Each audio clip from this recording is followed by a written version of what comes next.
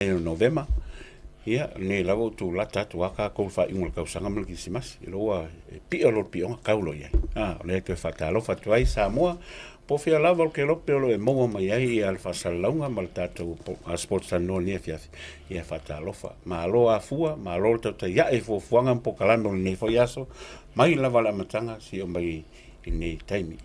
Ia e foi la fata pena masauni to wa ia tiute foi o po wa ia foi lau si po ia manuia tu al fai ia au le foi wa no foi ia no for nei i mato vaenga to tol nei i la fionga ia foi na fakasi fa pe foi ia Aumua o le mato te fatalo fatoi ia Samoa la fafonga ia Aumua ma foi Faftai lava tele fo mala no ia te fatalo fatu Samoa lo mai mo fafonga meni tu la aso ia e ele manatu la pia matu le fatalo fa le feonga Toleafoa e fele ma fatu lima o le tata pokalami le sports Talanoa i nei afiafi ia mo le tu voile nganga faftai i lo to langulangu so me tata pokalami ve aso te tasi te pe o le tauta iae sports Talanoa ia mo le breaking waves mo le tu voile le nganga faftai tata sponsors ia anga le tata sponsors ele mo faina au ina tu tata pokalami i vai aso te tasi ia faftai lava le mai mo mai faftai foi le langulangu so mai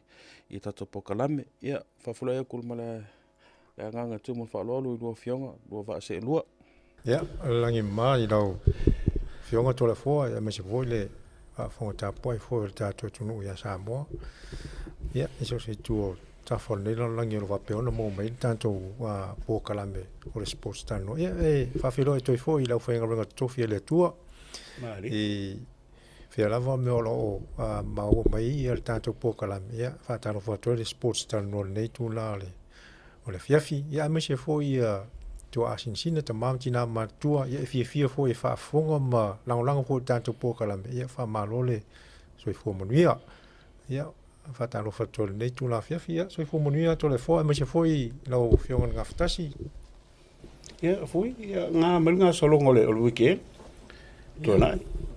Ila inga ia po ngā luenga ia po fela foi sa. faftai ma le fafsili ia mana ia lava le weekend sa pisi lava me fale ainga ia o lena tata o wai fatasi ma le feonga ia Aumua i le toi sauninga le tamai a vauliko le toa o seata ia e mata inga fo le toi sauninga o sto ina ma nei me uma a mata me a mata me te me fai ia me fa Samoa tau lava i le lotu a taita e sauninga ia pasta waita e va pe foi nei fefe au sa va pe foi na au ai atu a pasta pati kwaiten ia va pe foi ia pasta tangaloa ia le ngata vai nga o moli mau fa na ia mata ina te le toi sauninga sto ina o te loa le mo le mau a le uso se vaina le swafa ia asiata ia te longona sa i le anganga le tinga ma le loto ala fai se uso i lana ia journey ma sion tama me le lei titi se tau lava le matua so it was a really beautiful eulogy sa whapena kiriwa e asiata i le family service o the final service o Santa Ma. It's one of the best funerals that I've been to. ia moni le lava le fionga ngaftas sa whapena foi na tato i foi toi sauninga foi o le tua foi asiata ia e fatalo foto foi tato poklame i o le ainga o na tulanga whalupe ia malola foi mo le matango fi foi o laso ia a me se foi ni se fuanga whaara ainga ma talo foi sa pena ona ia i whai mo laso o Toleafoa Ia, sa lea foi mau. Fai asi pisi foi o lava i aso tola ia. Ia la foi i ne au po sa kia mai tato a inga ia maka ko ofisa ngi ia ka wai wala au pa ia le tuai ka kamaya valiko. Ia ale anga mai mo foi la tu i va pe foi a inga bo me masani fa mo ka kama. ia le tu nga vulka ko or whakakalo wha le au ngā fo yo me va pegi e wari ungangi so I fuanga maleola i linka ko a waili I sawinga whale a ingo ka o vauriko ka ka maa va pe fo fuanga malungo al ko ya so whale lawa singa me sem ka uki ole alo fole tu e se le maa ngai olo ngaso I ole fo ia ale vi inga le lo fo male anga le minska ka e ke ko fo minska maa ngai rea so le ko ya so ko sa winga ka maa. It was really nice, really beautiful. I felt like Asiata gave it his all, gave it his best. And, you know, our thoughts and prayers are with the family. Ai ui lava ile. Toleafoa. E molia tūlenga whaftai talinga Asiata, vai malai. Whaftai tele lava.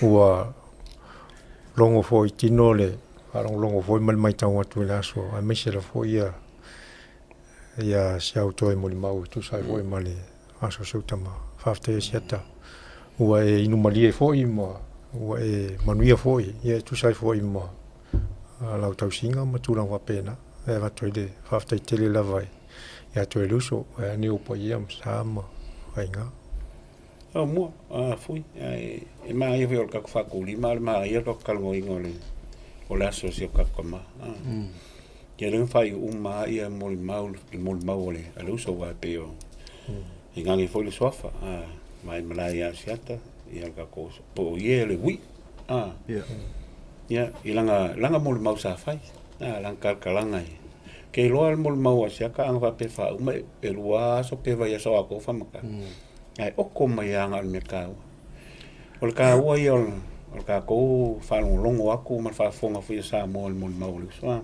el kong veo kelo kanga kamala ko e pe fa fonga ma o mele asiata I no por kalam teta ya e fa pe ka por kalam ne sponsor no mai sia foi por kalam lo kai mua I ka ko al ka ua ia I mole o langa mal so fonga makama ia ole makiva Porque lo ka ko Samoa ka ko umala pe e mal le pride fu ka ko e mal ka ufa pe ka ke maki pe ka lo ka inga e le mongi me kwa ko alo pulo lenka ko va longo ia ima fa fu Samoa ile sa mai o ngona mongi mal fa mau se sa wa ulu ko lo ko ya ka kongi ka ke mal mala o le manga ia va pengi o mai ile wa fu I mul fa ngua se alwa I solo ka mala u limo la kali no so ya ka fu nga kai mi fa le fa ka ape uma ka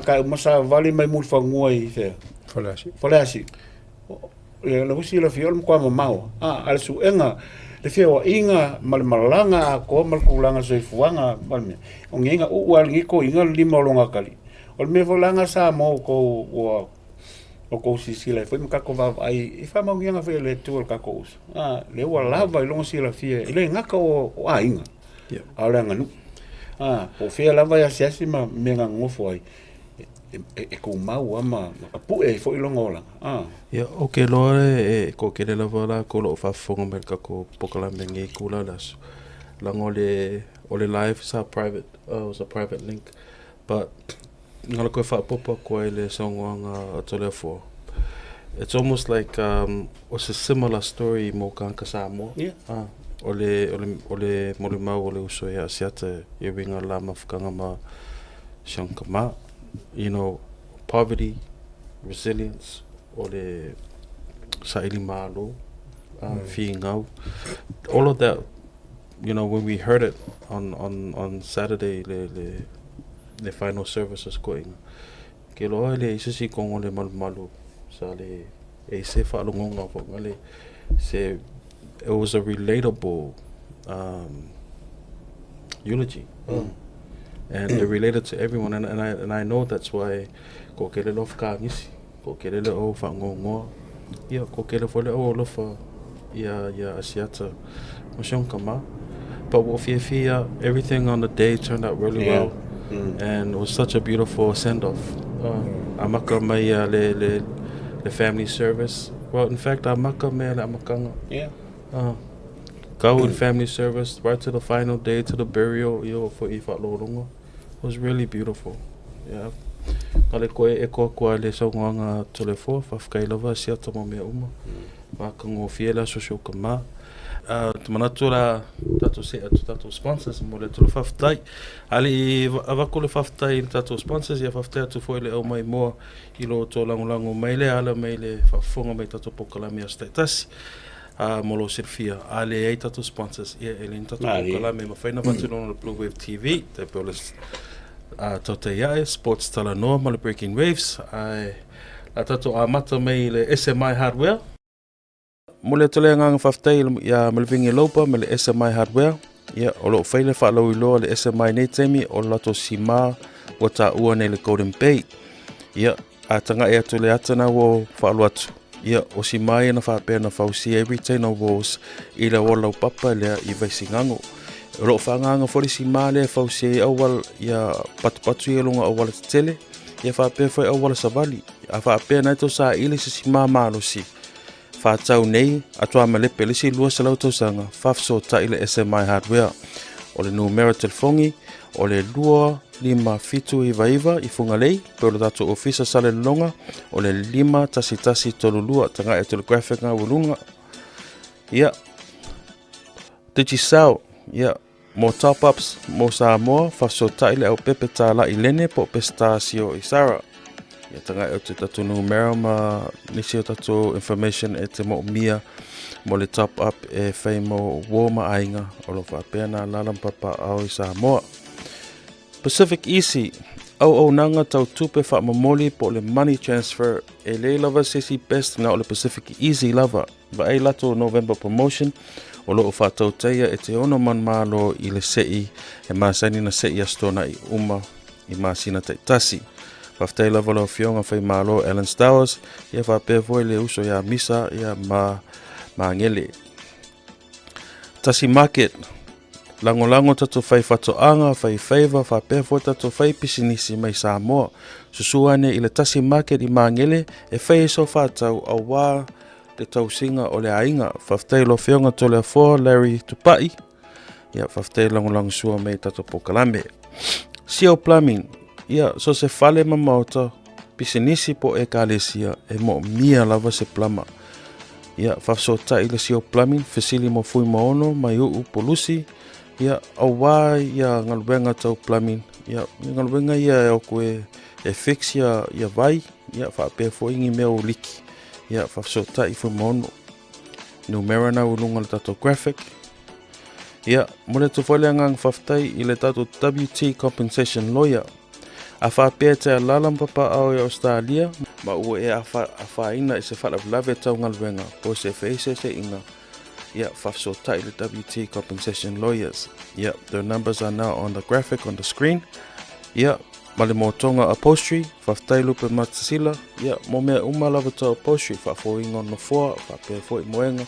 Ia, whapea fo I polo whale, whafsota I lupe matasila numera na o tu atu. Ia, ma le tato sponsor mo le muli o le BluNET. Mo interneti sawa ma le malosi, BluNET lava le tali. Sign up today for home and broadband with the first Pacific Internet and Broadband Company. A whaapea fwene te mana o suilo numero te telefoni, pe te mana o whaanga le BluNET. E au lava so se mea, e lo ngau nei New Zealand, au whawha tu fwe me New Zealand, pe whaapea na te manangi Samoa. E mawhaina e Rome e whaangai le BluNET. Whasota e me tātou I tatou numera na e whapea fwere tatou emaili malupe na te whailangi. Whai fui ia e mole koe fui koe mole koe I whamaro I kako sponsor umalawanga whamalawlaua koe le plenga fwere ngā whitasi ngei. E wā ale ai oko ia e rem whai whakaunguinga ia mako pokalame mawhuanga o kako sports Talanoa. Ia e mese fo ia whanga solonga I olto ta ia e mea o kako sponsors nge whamoe koe mako o le mole kele ko ia e whawkai kele ia ke o kou ia ngā fua waku ia kuranga o emaili o telefongi e whsoka ia I sponsors umangi awa ele ngaka laka kau kua mo la kungu nge fo New Zealand o Samoa po fia lava lalolangi ia e mese fo lako langolango sua I kai pei fo ila ole sports no awa pe ngam fa ko ali ai lava long sua kampangi ngai il fa mo ia ele fa ka le moli ke le kwai ai fa mo ia fo ia sports no le ia ke ko uma lava yo long sua mai pe ko fa ko kwanga ngai po kalam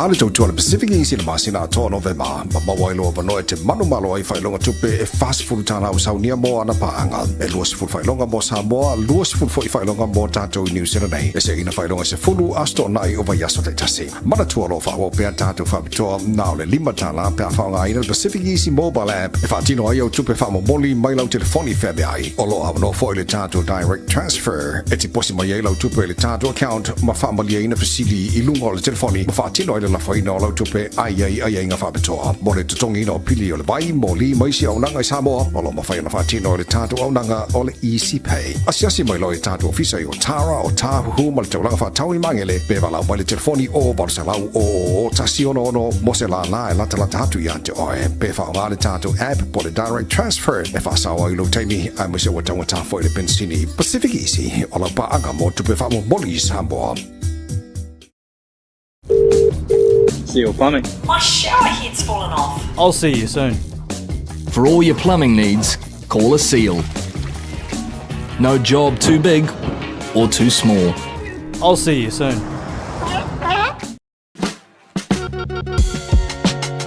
There is no better way to support the 685 than to buy locally. So sungai to inama, sungai whawhengainga, whiungai pātele, tumai te sā, whiungai seama, tausum tāngā ruenga, Prestena Rose Falfani, ya, le ngata le tapo inga na yo tātou tamama tina mātutua, a futa mai tono mota malawa, lo si o tātou tinu, ya, so i fua manuia, ya, tangai at foi, ya, suro le tino, e malo whawtai o lo maurunga la o ina le masina i lo so i fua, ya, wale o unanga o tātou watinu, e re toi uma le lo au de lei ma Aumua, a fui mono fia maua le manguia le natu lua iai mai pekero ku kai lalo fa mole io e malo stai fu manguia e fa tai malu ia la ka ko salon tau pu onga e foi e to ngia la ofionga mo la fiafi fa mo fo la inga ia me se foi ka le sia ma tu langa me fa pe ia fa na sa no mai i fu fuanga kala pu fa inga va sonei Marova tai to le fall nei le fia finei le solulu luas fulu o te sema le e fatino ile launch e talo lo ia ile tanto fa mo ia o le fa mo ne malisi wono nei tau sanga talu ona fa tau wina e fia lava e fa ilole nei vo ivaenga ia se vaenga tau wa ia na ia tatu walo ma fa nau ia wa o le me lava o lo o tulturi a wala le manuia nei o tat whanau. O le sile a wala e mwhai ona whailo ai le tāleni. I ala ma whanau o lo tau mwhai pēr ia i le tāleni nei o le lakapi pēr fo in sila fia i lua fionga e tau whailo fo i le lua tau tua. Ia e pēr ua vea le nei a wala e mwhai ona toi tua wanoa na isi ala ma whanau.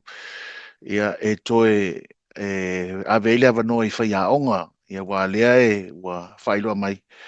Nisi o le moana Pasifika, ma nisi fo i o au o le tātou watunu. O le amwhai no o mai mata ma sila fo. Ia le tamu whainga le tātou le malisi, le nei fo i tau sanga. O le launch lai whai nei, i le afiafi, le asururu, le tu lai fitu le afiafi. Ia o le tātou tamu sanga, ia e whaatino ina i le asurus fo maltoru le astona i nei. Whaatino la ia i le Mandukau Rovers Rugby Club. Ia i mangele, pe wa au mai ai nei tonu mangele.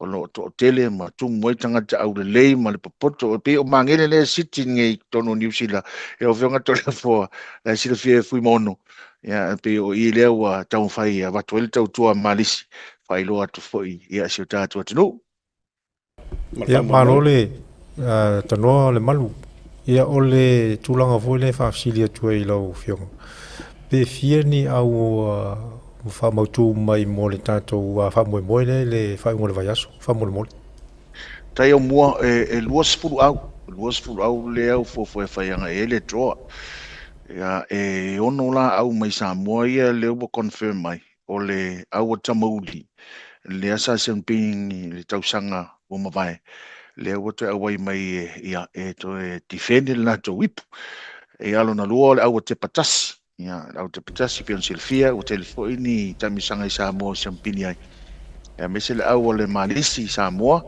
o le au le malisi mai pango tutuila ia fa pena fo le au le ale kalapo si umu o fa ngoina le Tusiana Beach Club ia si umu le ala o fa tasi mai e lima au fiti po au fiti lo tonu la vai tonu New Zealand e mai i fa pena ona o mai i o tonu New Zealand nei mai Bay of Plenty ia o lo Wellington au la e o le New Zealand Fiji o le Pula Base mai Bay of Plenty o le na waka New Zealand ia mal au le South Auckland Fiji o ta o le AJ Pallet Bar River ia ma le Wellington Flyers au lai tono au kilani po New Zealand nei ia le au la vaiala Blackie yes le ta o mana fai ngua mai fa pea i New Zealand nei ia o coach foi se tas o fai au ngasa coach ta to fit le ngatre now le apia Auckland Maroons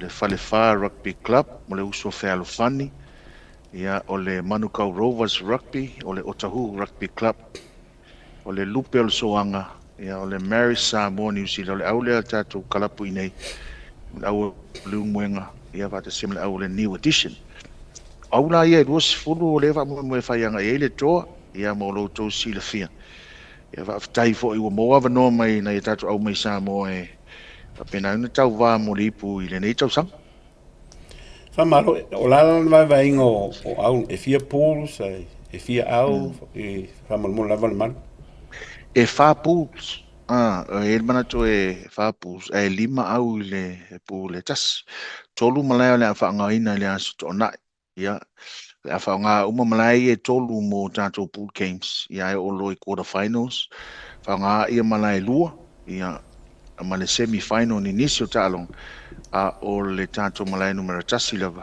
ia o le FIA finals uma ia o le fa mo tale iva wa mata ia ia talonga ai fa mo tale lima ia ua faia ia le cup final le alua tatou i le format tuai foi le o le cup final ia ma le cup o le plate ma le bowl ia e le o tatou le kama foi le kasi lua tolu fa lima le alua kama kuainga mo nei taimi ele manatu o lo le lei alfa solonga ia se taimi o iluma se ko e o kako sevens wele lunga HSBC ia unga koe alu reo kako kama phone le alu e nere tanto i le HSBC competition nei taimi malo fa tai al malu mangula mo la no con fio la fa fonga mai mo mai la tunu a me se foi kalapu ia e tau senior weekend ne em fainga e fa la mai ia pools kai kasi o ai foi au e con o pools pe le vai ia mo terminei e le vai au sa ole tulanga ole tau mafu fa il committee ina na tupu fo i tau sanga mavai sa faile live draws ya ole mafu angala le ele mena tupu ya woto yo uma au mai sa mo i le pool de tas o au fiti i le pool de tas ya va pe wo uma au New Zealand o kilani i le au tas i le pool de tas ya al melansa tu pole tau sanga mai ya mena tau mafai ia me sala tatou au mai Samoa ia mana na foi lantou ta alo ma au i New Zealand ia ma au fiti ia e vai voi pole ale malo sila we la tau which is ole mele le fo ia mai ia ole la e fo e wa tau ave yese manatu va penal committee ia ole a failo atu i le pona nei le fia na nei ia tatou pusia wa le vala ulia ia managers ma coaches ia mis foi captain ia wai mel tatou launch la fia na nei me sa no ia Aumua o le se tūlanga i whailonga tatou tamisanga mole se tūlanga o whailonga po prices ia o lo ngā ruru e lava tatou ulenga ia e mantua vo iwa e afe le registration fee le ia e taitonu foi la le asi vo i lunga le price money masalo la afa iloa tu le fia tai au e ke o failo ku ngi o mini fia na ni ke o failo ngi le sa se coach mo se manager ko fongo pa mo le more du afionga O le si tūlanga fui pe. Ia, e lua au whawhisili whama mole le malu. O le whisili mo lava, o le te vai atu, o lo te tala pe lava ngoa mo le au whai pisinisi, e whailako stores i nunga le malai. E whia foi se tau whataitai mo pisinisi, e whia whaataula to oloa, po food trucks foi. Ia waftai fu mono ona o tūlanga leo wa sui foi nei tau sanga sa mata alta to e to fitu le pe o tau sa le loa foi lele a lua nei tau sanga talu ai wa te lele improvement o tatou sevens e o mai la tau sanga le nei sole ko i kele o tulafono a mai le Auckland Council o le ai e a foi ia sau foi ia meio food stores ia e tau foi na apalai la ko license ia mese lava me ai whaonga ai le oil vane alfa fonga le atunu e te tau mo le health and safety ia mo si le fia wo umona le stala ia vaenga ia mo meu food stores i le temile nei le ana whaatanga mai ana o le council ona fo le size o le malaya maturanga whapena ia na o le wha lava le whaatanga mai ia uale le afo i o le atunu o le watu ia e fo i la ia tatou sponsors pe o le Pacifica Family Health Group ia o le sa whaatol sanga mai e o mai lantu e whaia lantu ngā ruenga pe o whaatutainga o le health checks ia o e fo i se whaia sona tui tui o le misela, tui o le koviti, ia ma tui foi lele sia keipo lei pero loto. Ia o lele a whaia pe le aso mo le sila fia. Ia la fia foi la tau mana tau Panthers. E pe o le talo atu lea i lau fionga foi mono. Ono lea ua umona talanoa ina ma pasi foi. Na o le wha. Ia tele lava lo ta fia i oe atu inisi. Ia peta iane. O tulafono le council. Ia leo whate i ai mātou. Sa le eisi tato event permit sa whaia. Ia peta iane, lea fo wata pa mai le Auckland Council. Ia lea fo i vaenga. No leo e fisili tūlanga nea. E a fo ina whaasili sile manu o whaafunga mai la tunu. I mo meo le traffic, le traffic management. E le ngata ona ua lua ne tausanga, ua mai le whaasea fo le Auckland Council. Tele na watu na yo tātou a inga fo i mata. Masonga paka ma pungi aile, ma ia mo meo driveways fo a inga o lo nofo la talatana i le Manukau Rovers. Ia o te talo foi. O le mol sira fia o le iai ia le a fo le Auckland Transport Representative o vang le tusi. Ia le a feo inga ia kau tu ilalo le vaenga. Ia o le anga lue fo ia le tatou pasos. Ia lapata ia tatou ainga fo ia ia awani pakasese. Le si mea a tāua so mawale vano. O le ava malos. O le amatua i whaasaina le ava manusi ia i tutonu ma le teimi o le tournament i tutonu o le malai. O le malai lea e tana o le alcohol free kua pēna le alcohol. No inga pe o le whaafonga mai whaunga mo le awa te fio atuma ma watau ava i o le whaasa. Le vo man taun sanga li malu na malo ma o le ngā luru e toilta to asos.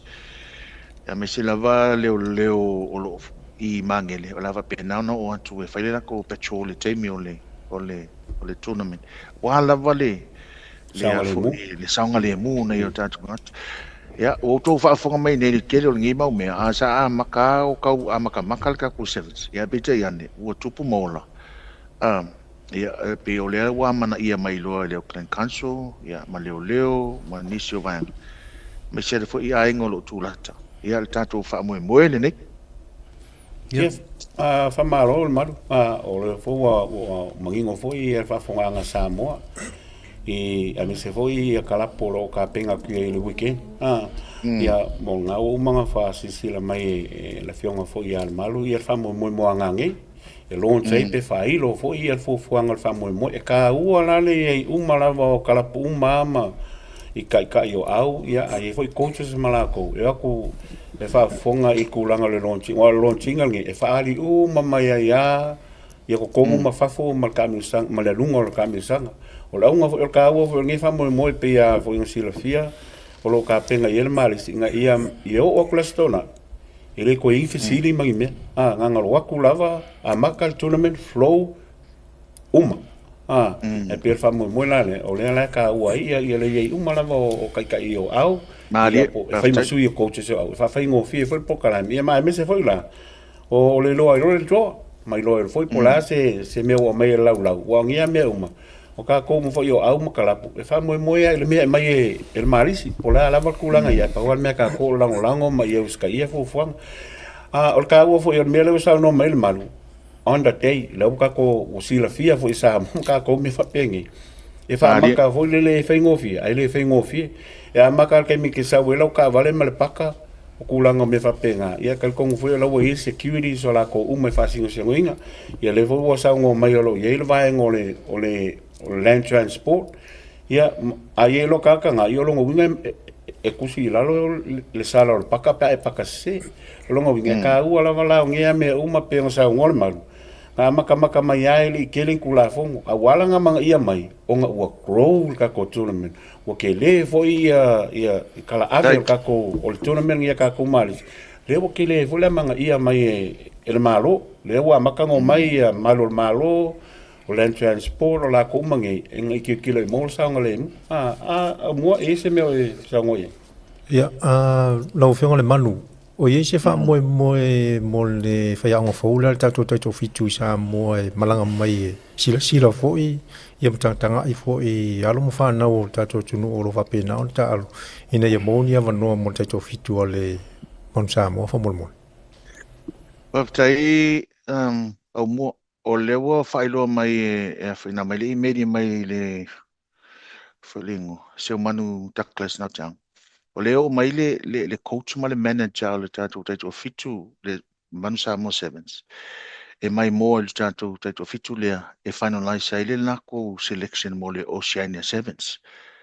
e o le sila tau o tatou fitu le dei a leo mo fa mtalanga o le loma le Oceania Sevens le na so fitu ma le vale o le famtalanga o le e tatau ona ngai ai tatou le highest o le highest o le sau fa mai o le Oceania Sevens le e determine highly highest mo le second highest le non-core team to qualify mo le challenger series e fai ala le lua afe lua lima no inga e te tawana top 2 kako monile inga ia mafai o nga kako qualify e fai ele final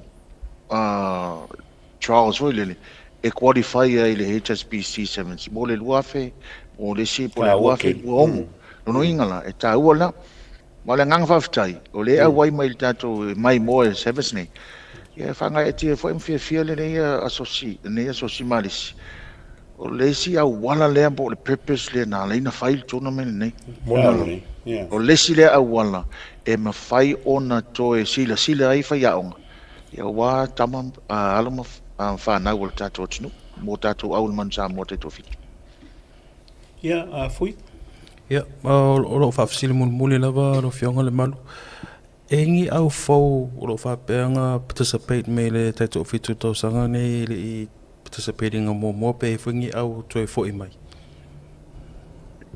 tai o le au lo to fo i mai la o tamauli le o tolu nei tau sanga o aten o tamulisa champini le tau sanga le te nei o le au le marist senior pango tutuila ia lefta a wai mai tau sanga nei fa pe fo i mai au te patas de mai le sunga va fenga ngai ya malo o si umu mai sa mo fa si leva ona wai mai ia pe ele bisi se o le au fiti ia e lua au fiti efta o mai tau sanga nei o le na waka ma le New Zealand Fiji lo que fa longo ko fo le New Zealand Fiji pe ga kama vole le mai au fiki le o mai le ka au fiki o le national team le o mai se ka ko fa ka dia le vai ia ma le au le new edition ia o le vo ke ka uma so salo se i pe au fili le au le ia mo le fa matango fi ina o tanto fa mo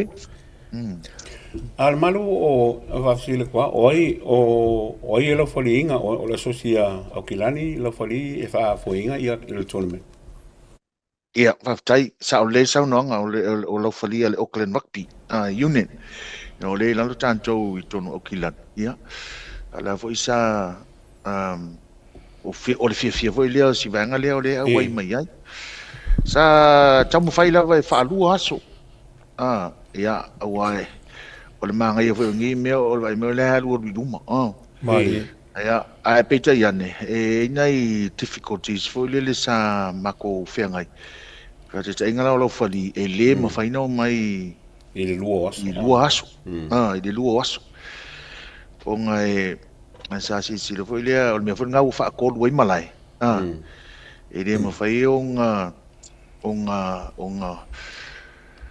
nga umi se aso lo fali foi le e wa a fa ngi lu malai e umal fe a makale a fo le baru e umal fi kulpo ya pe o singa ve mo le health and safety o lo fali ya mo si la fia o auto ta si uma e le si tala i le se furu fa players e le si tala ono le fofuanga la lea e ono le umi o talong e se furu lua e fidi mai e na se furu lua ia players e fenta alo talong e tas o lea e a la vea se o se furu lua le o lea i nisi o le kongo si pulo lua lea e fa koe e a mai e si tangata e ta alo ia fa tel malu fui ma mo e se melo fisa ngoi ale fa uma ko ia le tale fui male e fiong ia man ma ro la volka penga lo fiong le malu ia sangai ngi ai kai ia manguia la ia fa moi fa mo le malu fa si le tula tasi la va au le fi fa si le toi le monsieur e se au tonga fa mo sa matu tal no mana si tamatonga le fa ia au wa ole aule tonga last year ole lako aule nga avele oceania nka alo ka ko madis nga avele oceania pa sa tong fa sistema to tu fantasile lantu ya pete yane wa o ma de temi wa le ma fa lava ile ila se au tonga sa e wole au ni we sa ka mo mai ya ai ka yang ko pule ia va fa malu pe wala no fa sili to la fo vole ono le vo sa matatano foi maluso matua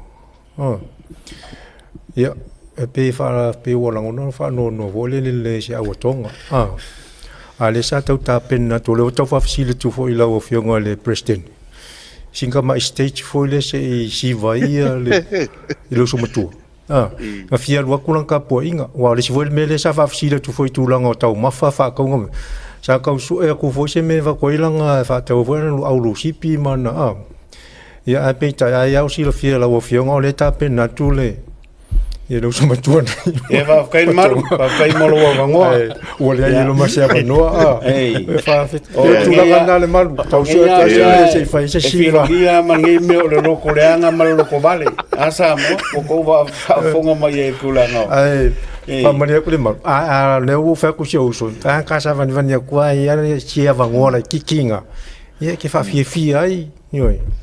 Ia al malu ke ise, família sa nganga mulmulia le sa mai ka ko kalnga.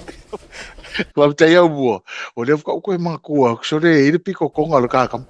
Yoi. E anga fa pe contact mai le fianga le usu makua. Ai. E makua ko wale va ngoa. Ma kwale fia la va ya ke ko ia ko kuia kausa ngafo, le awa ma ko mai konga.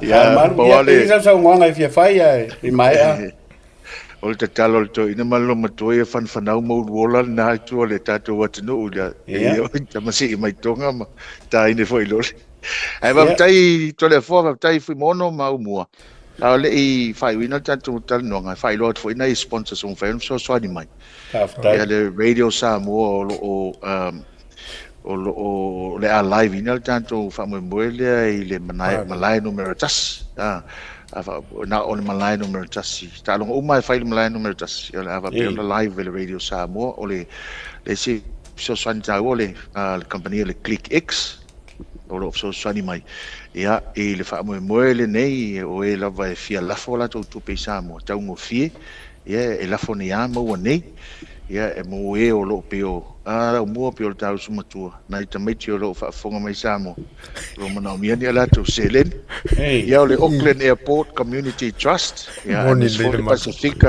Pacifica Family Health Group ia o si vanga lea o lea fo ua mai lo la tau au e a fo i so so mai le four-way connection ia o ska mo fata ia lango malosi le tu o tātou tent la whangaina le aso.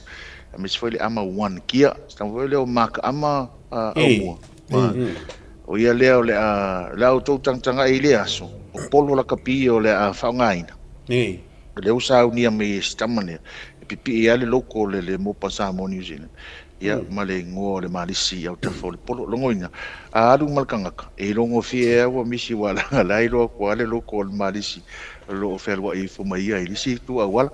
A tonu fo isa wat fo le tal sanga ya sanga foi mono ia la tal tu ia la fianga foi mono la sa so di ni ka aso si vai ia wale man motiva ira o fiong ia vai so di ni voi vai ia va tai le o mo le ne ia no va tai fo i fa salawino tanto fa mo fa tai ia ngol ka ko kaimi ia ave ia o fa ma fon ka mo le fianga ia fui va pe foi au mo male kako sposa no il ne foi a fiafi tato filo ingal mal la fionga al presidente ole o kala pol mari se nei au kilan sila nei ia e ko molia ko alma ko fafkai la fionga mi se foi ko lau ngi ka penanga esa o ongo pe val ko sanga kalunga na fai e mari se ngi au kilan ngi ka misanga ia nga we sila fia uso ia kam fainga al kako mari si Samoa mai al ka se iva valvat Nari nga mako fai lo ako mavako foi ko molia ko el mako fa ka kele sposta no vai aso ke ngai e kusai foi i ngai ka mama ka ko uso foi o fai langi fo langu ka fai mai ngi fa mo Samoa ka mai ia le ngi wo o mai ngi o kirangi ni sila ia ngi lo fa wa la va le vo e kula i mai il foi el mal Paul mako ka kalo mo mako e va ko el mako fa mangi nga kele a wal fa mo al ka kala pu ngi i fa ungol vai aso o la unga ngi fa mo o le kapu e o alo fa nga o wala va ngi ka longo la kapi le vo fa fonga me sa mo e me se vo ia kalapu ma uma la ka penga ngi weekend ia ko mamanga ia e o la nga la vo ngi tournament ma kampanha va penga ia mo wai ia o ko la o kausingo e mo wai ko va ngo ko ke o e kongo au ka ko mang sa mo ia manga ia ko ia ilunga ma kulanga me fa pe ia levo ko fa fonga ko le il forsanga al kako ale la fionga foi al malu ku sai foi yo ngia me ku la fongo a maka me ai fa foi faingo kulanga o ka penganga o me ai mala ko ia levo wanga le fala ko o kulanga ku la fongo al kaus ia uska ia foi ia ngi me nga ngi la fa mo al mali singa ngi al malu mala ko ia wai umako ia au malava makai kai o au mai ia fa mangingo mai ku la fongo po kala me mo weekend ia fa kai le malu mo lo kaimi kai lo ma ko ka kalo ia lo fangi le ku ia mo pe ia mangaku ma lo sit kingol ma vo fa wa si silo le ngana wal fa ka wingol ka ko tournament o ka ko uma ngi ma ko ngi lango ku ka ko mali sil verso ngi il fa mo awa e ka u kel ai le fa mama le kako fa kai o mauolo ia el Pacific Healthcare ngai wa ku makui nga mga mia la Aumua e va ko kui po le loko awa ngai ya mia le malu pole le loka alo malo mafau o ki le loko or ko nga lo ke mga e va ku le ngar si va ka so kai le malu ya manguia ko engo le fiafia ka ku filo nga ngi le launch le fai kai la maguia foi le ko o aku ikonga ia ia lo fa ku si ia o fatu ia sai fu uso sai fu maria ia sai fu tazima ia ngasa mo to fa fo mai ia fa tai foi o mo ngia ngo wai le amo ia wila fo le kelo ko ngia la fionga ia le malu ngol ka pinga ngol fa mo weekend ia ngi la va mo la va ngo so ka ima ia nga ko fa fonga o fola mai foi a vivi a ko le ka penganga le ka ko mali si weekend ia pawal ka ko kalo man ia ka ngu ia manguia fa mo ese el ma ngai le fa ngolo aku male lo sa o po kala me uma ia fa mo ale malu mal mali si lang su ma ka ko le ngaka kala po la ka sino ia ka ko fu la ka po inga kalapu uma makako sa mo la wai la valo ia kako wo ia kako fia ma enjoy ia kako de weekend ni la kele ia ka longa la fai ka ke kilo fo ia lo fa la la fai ma sui fo ia kako ko ngui fa nga kama ia ola fo le seven sa kako mau sa mo ia o tulaga le Aumua i se mea fia saunoa i ia na sina whaapopo tu Toleafoa me se fōi ngaftas ia a me se lava fōi tātou au tāpua e taitonu lava o lo tofu lava tangata malana aue fia iai ma tāpua ia lava pele on sa i oe a me se fōi tamata alu e whaingo fie ia o tau nei o tamata alu ia lava lon sa ia ua lava nei iai se mea ngā se pe tupu lungal malai na whautua tu fōi tātou sports tano tu upele la fori me se foi o tau i o lo whai aonga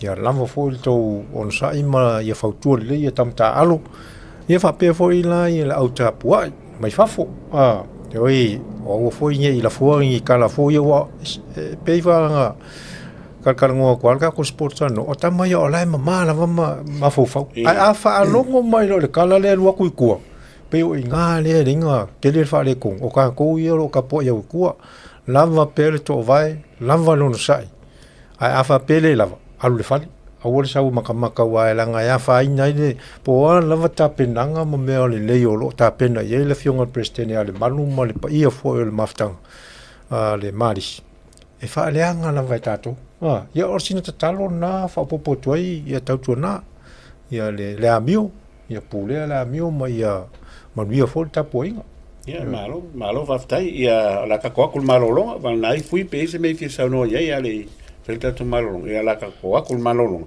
foi mai ia ka kalngolo fai ungo talonga sa ma vai lu kente nei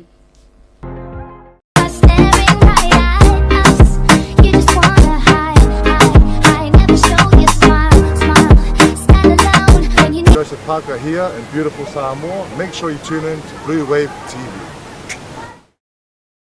Ia, whafkai o le foi mai ia tatu whainga malolonga ia al temnei ia la se ia kuloa i whai unga whainga o ia ia kako kalonga i luke ene tenei a me se foi ia verso fomo fonga mo ngā ilumo o talonga umalawa lau fionga le laftas. Ia, whamaro whaftai te le whamo le manoa ia la toto se atu nei i le whai unga o talonga me le weekend. O le tāronga leo Wales mo Australia, sa man malo Australia ai 5 sulua i le 2 walese. O nei tāronga matainga o whapea o sūtasi i whai inga Wales. Sa oe maka ko fo i tāronga. O le vai le tāronga, whaiteri sa o tāronga le matanga. O le tūlai mai e mane te fo i whanga ina e whalangi o lato wawanoa. A me se foi le tau fai malo si uma ia lainga i luma i le fōweki tau vai la vala matanga sa tau minei te le skala mua ngi fila ia le skala mua a wharangi ia pita o lona whai te tenga la vai mau o loe whalangi o le Yo la vesi man wa ele kai mi e fai al mafa wai a uma ia e wai a uma le coach ma kanga kai a ver meses me va pegar i lalo le kalngola lo pe e kai mi o la foi alo ma for coach ma mea la ku mai lalo e overrule le fima fai foi e la foi e kapken i nga kai because there was a clear overrule because in a song or Mayracer that was the decision by Scott on the field yeah wa me ia wa ka ki no afa pe e alu akili ki ai mo funga score longo vinga foi ese kalngo ia Paula o le fikil polo le kula a pe ma fa ya ko a luas fulu ile fia lua iva kols fu that 1 point foi le ka ki kilo i kula ngo me ia e pe fa pena ai la ia vai e fai unha fai ia nga foi Moscow you know mo le kapken ia mo le lunga foi a me se foi testing a foi o longa ia character as a captain i ko nga moments va pengue wa moments e sui ai le fai le ka ko vai na ko sui kai pe foi la o i tem o mala ko nga official linga ka lo ya ka ia sa ka lo foi i lo wa mam la mai ai ali fa ali me se finga lo foi o lo foi ali so has the final say o lo foi manga judges o la ko lunga a mi sa lo foi longa ko ai se mea e so kai merka fu ia a lunga timo fa refer ye pa fa pe ye se mea o kau ale ma foi lunga mai lunga fa play o lan o mo mai ma ka lia foi o la ile benefit Ola ko lunga e ko kiki fia se fulu money te so le lunga la ke loi but ola lu. E nga le lua ma ko lo folina va ia ma kulanga me wa we se fu la le e kulanga o me fo i pe o le singa me ka ngoi amu. Ia ole tatonu foi e tele le prosai le captain. Kai mile o ngale kele me la ma fo fa wole lo. Ai o foi ngai lo. Anga over foi la kiki le kiki. Yeah. Et puis c'est a different story. Foi pe va pe over. E la si senga va pe e fai foi la le line out. Ai mono ko ele work. Yeah. La si senga kai lo e but it's sort of lo male feeling o Scott Barrett the Fame Cup King. Pero sa ia talo o tangata bonga le winga i o Scott decision making na. And le ngari ale melo i le talonga le mafalangi. Ai ole si me mangi le talonga le o mawai atu ole me email o Wallace i le numero valu. Ai numero ono fitu ia sa fitu momo e sa vea. Ia sa vea lo le ono Ia. La suru va ai i so inga. Ia ka ia o i ka mai le confidential coach. Pero lo o mau lava ia i lose forward sai le wa ka kalmo le o fiku va. Po ia amaka. Po ai foi la su ia ko. O ia le confidential ko so e ia le linga su e la va el faia unha po ai le la ka ve ki kwa mau ku wa le o fiku va lu al kalonga. O le spai ne o me ako. Mangele le o mai atu no pira lakai. What are your thoughts on that? Yeah, ole wa paunga le option lenga fai New Zealand. Ko paula la ko lus fo lenga ko. Ole si tu langa fo le yen kia. O ke le o le o nga sa ngo mo fo fai ang. O fia la ma o ko fuka longa o mal ke le ka ma fo yengo lenga piki. Pela la wa u le o kilo ko. Long term plan le ke o kilo ko le o New Zealand. Ko kele le kamalai kim kuno pe. Aya ka ko kilo foi la i le i sifa le fai ngai. O me se foi New Zealand. O le o drop pass fo ngale wa Lucy le polo il pass yak ba le i se pikinga ya le bo wis ko falangi. O le i lo o kilo. O le o kilo vala New Zealand. O kile o ya ola ko yo ko yo fia i fo. Ole o tulanga le al kama le ola kai kama nga fo ia langa ka lo nga wala ko le vanga lo ko escolo se le ya wala ko yo ko fi la va ile kula e mela un filo Toleafoa yeah if we tatou fa numeri na ta longa o mai e mo Blacks o ono ta longa ima man malo ta se fa inga eso va ai tu mo ta longa ina va o Blacks ma Italia. Ia, o me sa ai pega ko fua i ke roi malo ia lo Blacks. Ai e peia o sa ngo o mu. E se ma au, se foi coaches, se la ko ma fa man mela e pia la ia. Ya ko kalgo foi la fa pia la lo Blacks ma pia dinga mo World Cup la sa. Ia ka ko kalgo e coaches wo ke. Ia a fa pia au fo ko ke la fo. O que é o mangi se tua mangi malanga ele ka e pensa va solo ako ale o kula mengeia esko o sui ako kusa lo ku ikon ka meki o la sa so ka ko ke lo i ko kongo ngi ka longa tafu ma ko fa o ma ko ma ka longa mai o lo kusa lo o va venga ma ko ko meki ngi ko kongo ele ngaka la ko ma fo ai me se vol contact so penga fa ko fa ko ti ma me manga onga ye achieve long term short term goals me va penga ko i achieve la vai escort e race la i fa mo nga ye ai me se foi la o le kali me a place o players nge ngo pikinga i long kal ko nga e work mai le melenga ke le la vai ke ma ko i le la vol so ka inga le Aumua yeah to shed me singa light for ngale lunga le sonoanga a Toleafoa o le fa pe o le tele o tamati fo e tele na bench ale nto mai mo ane I la tele ia Wallace for the uso fo you were seeing him being utilized as first player first selection Le so manatu le tūlanga lea i le rata le whiwhiringa a Razor o Tamafo but langa ia for style, it's the 6th game now, going on to the 7th. What do you think about his style of coaching? Ole coach al kamale. Olonga makamai langa selection. Ile players le kal kongu inga ia. O ke vai kamale olanga kal kongu ile aunga ke pikia players ang pikinga. Pio marola ila ngale trust la le mal believe. I players. A ke vai ko fo lai players. I players ia wo pikia kamale. E pay back for la kole le trust le ngala inga. Ya. Wallace kamiki fo uma ele masisi ro ku kong aka ko ki ele masisi la ku kong e fa le kong se kalo o winga na kana le o kamale he knows how to work for ngale e ke lo le langa relationship ma kam ka alo pero o lo ka ko winga a fa no e ke pikinga e ka kong ma e trust dai ma e ka kong e fa e kamale a te lo ia Aumua. O le belief nga a Razor, Wallace, ma le respect for Wallace. O le womo e ia le player, breakthrough player of the year, World Rugby. So se tūlanga mo hae fo ngā tūlanga. Moni le, mo runga tele tūlanga le o ia le alo leo Samoa le sunga ia Wallace Stiti ia po le alo ia le manu. O le taunga tele. Ia fai o le taimo nei le Blacks. Tau sanga mo nei ia me se foi pe an ka kalongo i le nisi o pokala. O le kele o le lui taunga whengai ma le manea tari.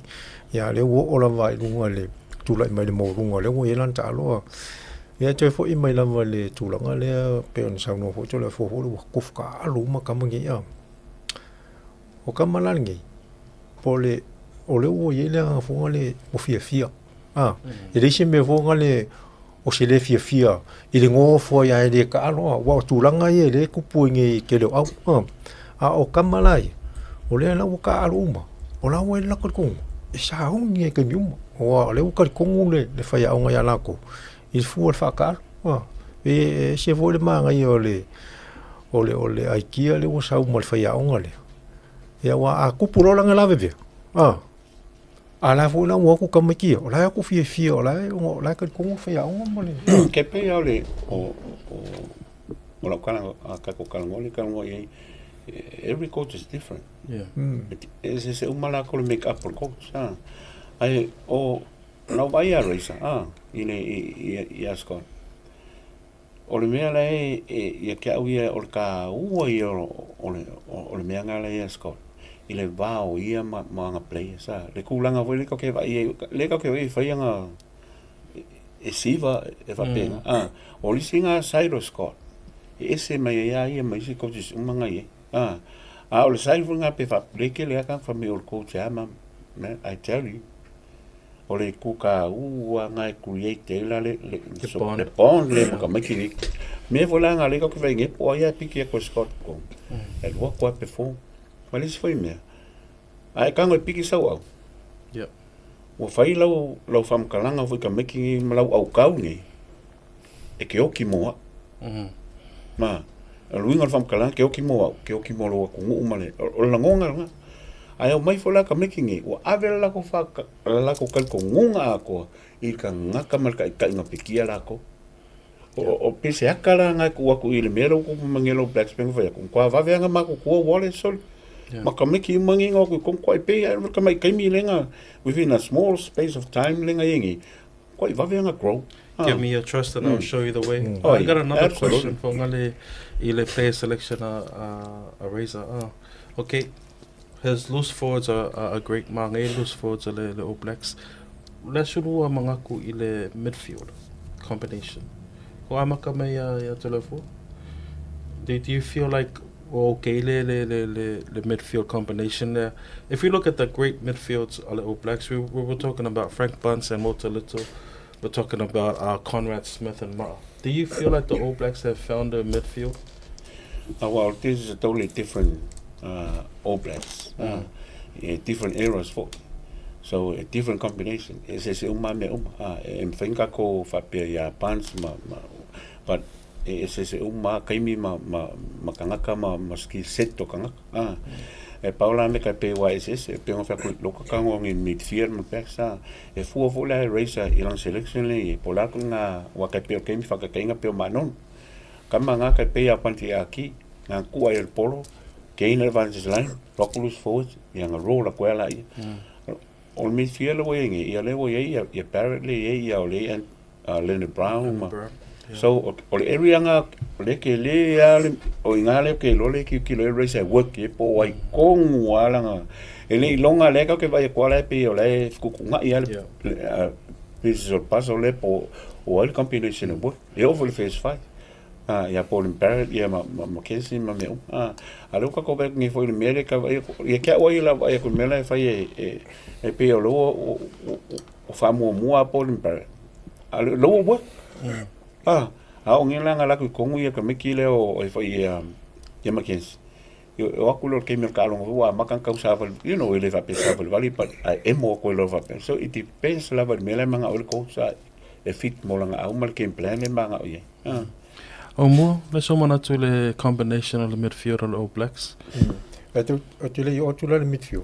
Foi mo mai lo va sile le polase kulanga kalonga le All Blacks mai kari. O le ngo vai ku o fa pensa no anga le fa ya le All Blacks. Ele suia langa starting 15. Okay. Yo so le ma fo ka ko fa pe fa ngo fial kalonga le ele ku mama ngo fo ikari ka ke le lo me ku puleas. Au te fia fo le faiao o lo sa ma e ku mauna valanga na fili ngai ya wa lo kirong e o sia inga le me fai inga ya e o ka mala fo la ia lo classical ngole ma o ya fo i mai nai le e la fo le midfield e moni le la va pe ya e ala la vona ka lo ka male o parrot fo le sfulu o ngolanga kicking skills foi le al mesa manga misa ka fonga le malusi lava le malusi nga ke carry mo le avenga mo le polo pe ya ko ngai ma lonu sani pios una pena o ke manga o ai o per kama le fa sa kama le o lo brown Leonard Brown Leonard Brown o kama nga malusi ke le ia o so rola ele o combination le i finkanga mo o kai mingi ni sila o como el midfield ke sa ngo ye fuimon ia o le sofa facility fonga le I lo foi vai te me ta lo la PA who was your favorite inside center because you were always the outside center you were 13 e kelanga sui le fulu dua ku maua o le sukor ia finka ona tele foi ia uso makala ai ia ale kelo e senga foi le o le vitinga ka ika ia me se foi la kula hole le tackle mo le puipuinga lenga por defense e ke le ese umanga ka ai e pe ole kamala vale sfugu masangingo maka o kamala o chochla ke le ke le vitinga le line ko le foi anga skills pura pe ko le foi langa pu pe nga ke vitinga mai ar ke mi fonga le art break foi nga ya la boka ye aka break foi ala wo ye ko lo pe nga fonga le pe o la wo ya ka ya ku fui mo lo fionga Toleafoa from fullback position and back in your day who was your favorite lineup in front of you like of all time okay o Blanco Ses Blanco mai falangi ia malingolo kalaka foi ke ninga lo blacks ia wa ia foi Kevin Hastings makokele but ia ke ke fia in fullback running fullback o wa o kalonga ngai wa va peki fullback o ia la ke fa o e fa so apolo ia wing pe so con pe endi o esco ai o e fullback ke ne foi sa se le fia Aumua nga ke mi o kala mai pero kai kanga makamel me nga you have to be an extra man when it's a 5-4 or 3-2 o komegi asiko you know alang le sko o le angal polski o le kau kai mi le makalo ma mo me ya ngalo nga fa me ngalo wala au me lo ke la pio fafo so le u mal ko la bulo o ke so me lo va mo ke la ku kon e lafo wilo e mulianga e pala I kua ia malolangi po timatanga loa po I lava wingi ngai ngaka ia ia kula wa I sola pa o ka oi ai pengo pe o skia se umaskia ile mfinga sau ke full peke sau ke wingi sau second fight Yang el mi fa mai pala I mulianga mai fa second fight. It took a while for him to get used to adjust. Nangeli makoni wingi an mavo palanga pai kwal polo skolo. O mela kupu ngo mu mai ko. Ala ka fio prane polo ko nga. Pong ola ye fa amakalonga ilo e ka ngo sit ngo le polo o mea ai pe nga sininga foi po ai ile mfingo ka fa pe ko silia kule ya le pe ola uanga Kanga ngo mai nga kaimi o ses blanco makakalo ka foi kulang is a running game for le makula Yeah, I totally me ia tu e to lua ta longa fia Talanoa. E se si suro faʻasoa pe lo mana tu fia fele ta longa le mani sila ma falan. Yeah, o e pawale o au mangi pe an kakalonga fo ia. Kalonga ia falangi mani sila Okay, the results. O masola elam, you know, man mavo fo New Zealand mar black be avo manga o tomi fa pe lami ya. Por colos full lua iba mal kasi ai lua ai malo ima me o ka mai. The gap is closing in. Yeah. So en pinge malo game pinge fe ingal va so nga ka mai o mo ko every team is competing. O fi nga au kulang me o mafo fo yo yungi me Yo maka mai I kanga ka lo fai unga kong report o mai o mai kam ka o ko nga mindset nga ia at the end of the day o results ilungal malai it reflect mai ia le me ko angi afia kai pe vela ka ko vai ko repeal mai male ka kile kan ngoia le wala pisa o ile ko fingo fio le wala pisa gaming ia pe so kan ngoa kula I minga lawa ni sila mal fala Yeah. Raftai lava Toleafoa. Ola tatou me ia tole taonga Samoa ma le o whites po le ausoka New Zealand. Sa man malo le ausoka le New Zealand le valu le o Samoa.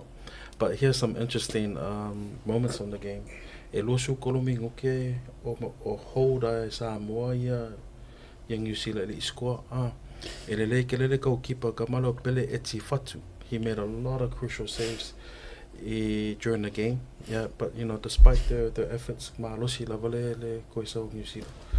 Ile ta'alonga le soka I Samoa. You guys are both athletes, and I believe that you guys have both switched codes from time to time, played almost every sport in Samoa. What are your thoughts on the soccer in Samoa? Yeah, Aumua. Yeah. O te tono le ua mana ia wanoa ua maua mai tato au. E ui lava nae tele ai lai maurunga le tulanga le ia wala to ia penta talo fo vai aso fa ftai ne ava no maua ua Charles tai mo ne ua o mai fa fo ni New Zealand ia la ua ta to Samoa e ta alo mala o New Zealand ai la ua u ia le mfaina fa tu sa ia la aso mo sa fi so ka le vai tau ia te tono la ua ngalue le developers tatou Samoa le ua e ta'u mai na le tulaga le tatou soko uiga o loo lelei po kalame ia ma se foi le atinaʻina o ala ma fanau e fiafia le ta'aloga soka I tono Samoa I le fuakula le I faiuga le ua iai le tatou ausoka e fatoe foi le faamaloma le faafetai foi I le ofisa ia I latou lo faapenao na faiaʻoga taʻitaʻimalaga ia ma se foi o alo ma whanau ta'alo tatou tunu e tusa po I male ta'alo. Yeah, o le ta'alo mulmuli o le fusuanga le ba Jake Paul. Yeah, ma Mike Tyson. Yeah, Aumua. Aso manatu I le fusuanga. Yeah, la makakui. Yeah, okay, lo angi me peng fa ku e se fangi vai ka. O ngi me o meio technology ma meio social media ma ia e mo ia ho I suinga ma meio ia suia no ka kalar ku pe masele e pela o ia leaning to the main event. Il preparation mo le hype mo me umanga. Ia pia luinga ngā whamkala. Ia ke la mea ngā mainga e tua mai la tension ka ngaka ma whaiei comments ma mea pe ngā ongo le kupe. Ia kia wia wanga maka eri kilisa maka makai. Ia wawai e kua ia wanga umalea kamisanga e walu. E pila o points ia ngā whai lenga I kulanga I mea. Ma ia kia ue kua whekau ia le malo te. Kua I mamau ale. O le mea whailai a Tyson ma mea wai pia whanau I senga interview mo munga sa whai msiri koe kankalonga AIDS me wapenga. Ia vai whaile kari. Ia kai pia me whaile kari kua le loko ma le mea lai ku ua wha pia ai o Tyson kua iaringa ye. Ia le lua. O mo wale mea ngai e la kula kua ka palisi vai ke ale pa ula me ule koe kukusa. E sa akala asia talanga whainga po le langa faʻasoa I le tu wha maunga sesi I langa tausanga o koe langa health. We saw a 58-year-old man struggle in there against a 27. I le whainga o fie pa au te lo e whaisinga Somalia le los fulu milion. Ia peo ruinga e whao makoea le whaisimanga ko peo mea ngā whai koe al kupe. So o kama foi nge walua le me angi savi. Uri e kia po akala fa me mol ke me alwai mlam. Ia no dei o kupe. So o me nga le e whakaua ngi kama ia a kilo I ka kongo. I ka ngaka ia ka peo champing ngai le boxing am ka ngaka commit for the sports ngi. Al mo kwa le fia ya tas. Il kulanga ia ai ele ma fa pele fia mo fa peo o ka ngaka nga champing ma me ai peo o peo vai ku alu con peo fa o ku mama inga ia eu ki kilo se lengi mal me ai ni ia la foi mam la ko lisiku io walu ale flow ni vai kau ese foi sui a fa la me ro ka lo que con ka se 100 million io solo inga ia ole tulanga le o ye o le tu sale malos wa faisi makua kele koe wala kausanga ia nga yo tamale chichi yo lai malolo si lava po nga ivi ma soltino ia ai moni leila o nei me umala vai fa tupe ele va pe vole o se si atulanga e mo ya fonga le ar silin tau ia ele yo kilupo yo ai ke fia va ai la se si o ka kama ia la upo ia ko lo ka wa fui si alo mai lava porque fi manga o fing fusuanga ka kama ia yo ka nga promote ka kama ia ko ia pe ka finga milion e fa fusu ka kama ia so ila panga fa ka le kwa si lupo o ia o fi ka ngo me fa la e maka kwa le 5 milion ai va fa fonga la fui 5 milion so espanga ko la fo al menga por le o lima e o que lo loco a sue voila ma se panga le sikau po ole le ia ka polo sia ma ngai ro o ke loa le fusu anga le Tyson ma Jake Paul Paul se ke me wole ka was scorecards because all the scorecards were in favor of Jake Paul and you know it's really obvious for gaming of fusu anga but ele me ma ngo me ka winga le fusu anga le it's the first time we live me se me fa pe lunga le Netflix it spoke a lot for in terms of le wala le ka ko heading ai you know I saw your Sky TV asa e ko kongi le paper review ko kongi le paper review ke makamaka I fusuanga you know sitting here like mo for what is the future of online sport televising it seems like you know Netflix has got it all down and pengale kasi ele bingu ke nga off case in Netflix, but it's just back to normal. Swing away. Yeah. So we need to go with the flow. Yeah. We need to go with the changes for ikulanga me uma. Elim finga mai kai me ko nga e ma me ka sangale ke ngi ma me oye. E ka wanka ko walu me oye ngi. You know fasa lo songa telefo ke pe o le merel ke seki tape. Ka pale. So me kaseki CD nga flash drive ongal. Yeah. Ke mingi was Spotify and just like you said, we have to move with the times. If this is the type of broadcasting that's expected now of our time, then we have to adjust to that. And not only for them, but also us as sports Talanoa. For we need to be in front in terms of the digital technology level. Tika pea o me ka kalngo ye. Se le kong la fionga le tu. Aumua mafu. E kupu kele le ka mai o ka ngaka. Ia le wo ai me wo ye e wo kulanga o me wo ye o me mafai ngala o le kua e mafai nga fai. Ale wo o yesu anga ka ka fai e fau kulanga o me Ia, o te logo mai o sili I talo. Ia, malo le Aumua, malo fui. Ia kel kong fui wa ngol ka ko kaimi o e molkele ko alfa kai Samoa. I kulanga o le ka ko kalame man fanga solonga foi mal ko fa fonga mai ngi vaenga foi o I ungo karo. Ia me se foi le mo la vango foi fa ka kalngo ia le presidente foi le kalapu malo se mal si por ka kalapu wa ka ko fa penga ka ke lang su mala vai kalapu malo kam foi ngi I kalonga la kapima. Se me la ve ki nga ia I kupulanga. La va Samoa ka ronga wa la va me fa. Ia la mako aku le il malolong ko foi mai fa o mai ka ko pokalang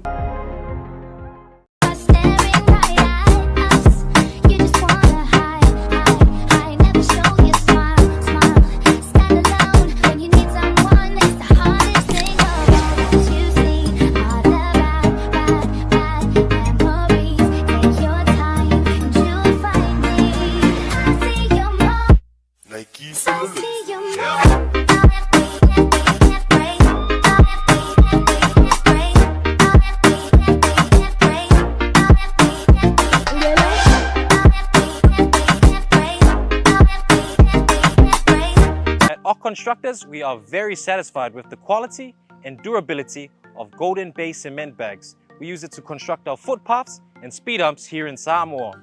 The cement's consistency in composition and adequate fineness have ensured strong, uniform mixes that are easy to work with. The optimal setting time has allowed us to meet project timelines effectively, which is crucial for our operations.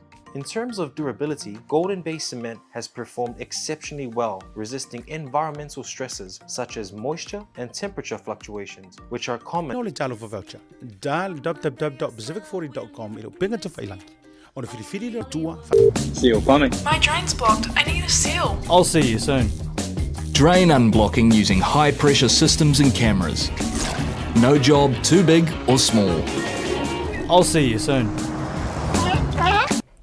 Ia Samoa ia le wo mai si ui fo ia ka to po kalame postal no ni aso la solo ni so luas full November ia molke le ko ia fa tele le fiona nga Tasi ia fui fa pe fo ia Aumua ia lo le tangata fa pe fo le uso mol mai lo fa nga lo se asiata ona to tongia fo I fa le ai I to mafuta mai po fia lava ia to fa fonga mai fo il faʻasoa ia po kalame ane postal no e molia tuai ia ngona fo I ma fa fonga Pue foi ta penanga foi pe famanuianga male tapo inga foi I resta longa la kapi soka fusuanga I ta longa uma la lo ta alo I foi alo fa na o Samoa awa ni ya me uma ya e mana mia la longa sual tatou atu ole mole tele atu ia le fa tai Samoa lo mafuta mai ini fiafi wa e foi malmanuia ia fo fuanga le po kala me ne vaenga foi tatou sports no ia e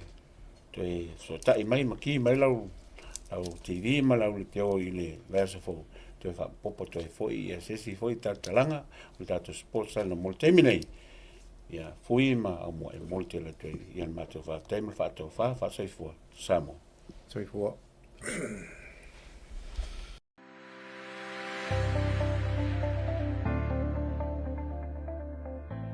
ia fatalo fatu o le Ingoa ia o lo toa fanga ese on semo ngalua nei le odd constructors as a supervisor ngalwenga o lo faia nei fatina nei ia o le tele lava mato ngalwenga fanga ina sima lo mato fanga ina le sima le o le Golden Bay mato ngalwenga tele po mato prokete pe o le retaining wall tele le e vaisingano ia o ala lo papa ia o le awala mai manifa le 4 lanes e pa ia tua o imsaina I vaitele ia whangaina I mato footpaths, ia o driveways, ia o speed humps.